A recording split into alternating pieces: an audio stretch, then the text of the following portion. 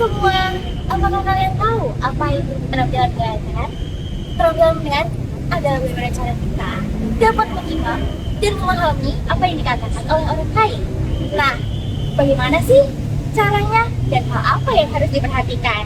Pertama, kalian harus memperhatikan ekspresi. Lalu yang kedua, nada bicara. Yang terakhir, kalian harus memahami apa isi dari pembicaraan tersebut.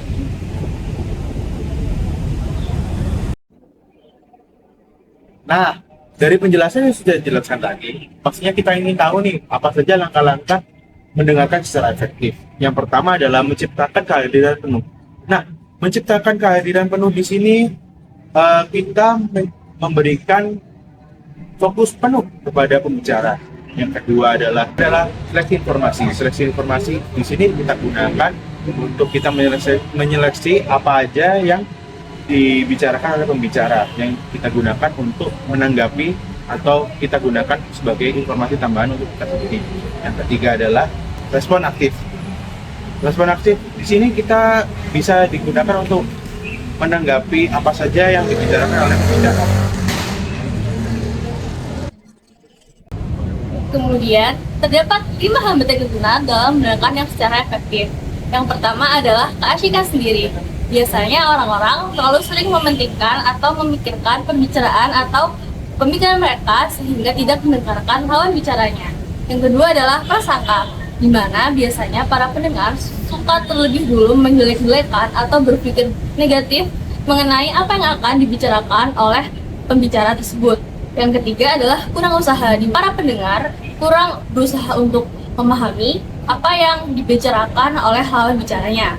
Yang keempat adalah gaya mendengar yang tidak tepat. Hal ini terjadi karena nada atau pembawaan dari pembicara tersebut terlalu monoton dan terlalu kritis sehingga biasanya pendengar malas untuk mendengarkannya. Dan yang terakhir adalah bias informasi, di mana rata-rata para pendengar terlalu sering untuk menerima informasi sesuai dengan kepercayaan mereka tanpa mengecek kebenaran dari informasi tersebut.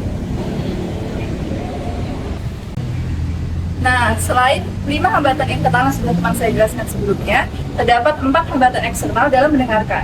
Yang pertama, kelebihan informasi atau message overload. Kelebihan informasi ini terjadi ketika kita terlalu banyak menerima informasi dan kita sulit mencari informasi mana yang benar dan mana yang tidak benar. Yang kedua adalah lingkungan yang bisik. Contohnya, ketika kita berinteraksi dengan orang lain, tapi lingkungan sekitar kita terlalu bisik dengan suara lalu lintas atau suara musik.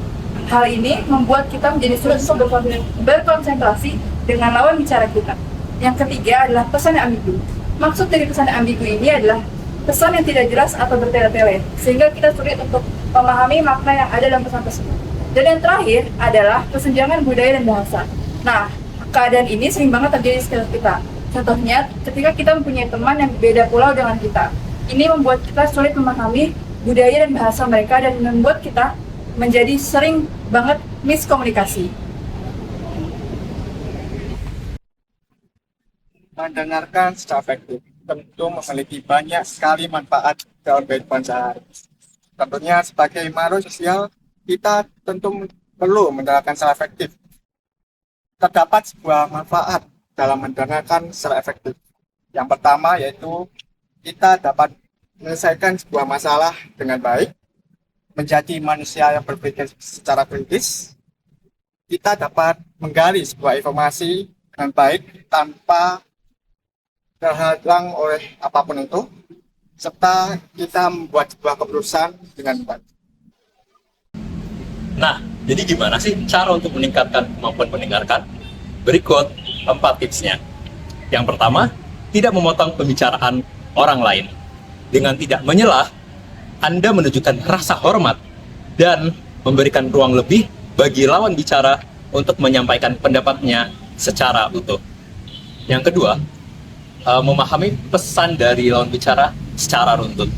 Dengan memahami pembicaraan dari awal hingga akhir, ini membantu kita untuk menangkap konteks dan maksud sebenarnya, dan ini penting untuk mengurangi kesalahpahaman.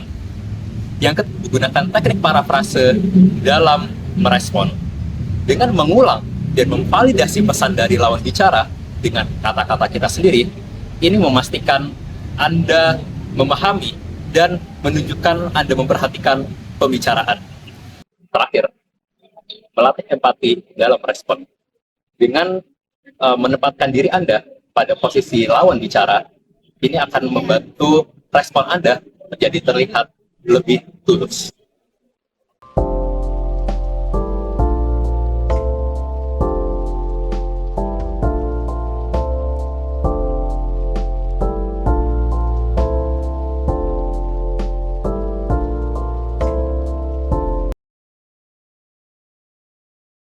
Oleh orang lain dengan sangat baik.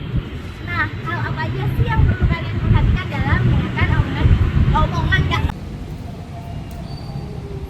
Nah, gitu.